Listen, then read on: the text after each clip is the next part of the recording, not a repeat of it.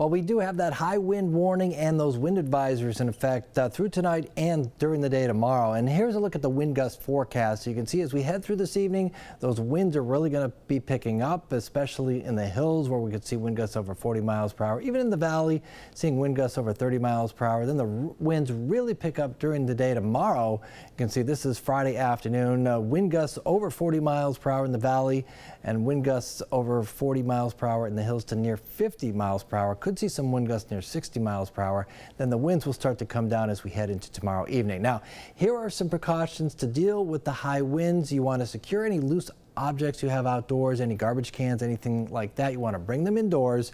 Keep both hands on the steering wheel, especially if you're driving a high-profile truck.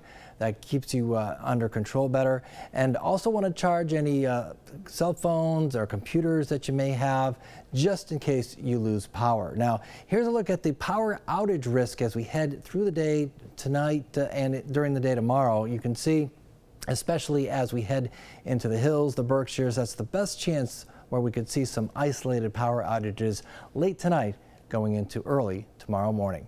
Working for you, I'm 22 News Storm Team Meteorologist Adam Stremko.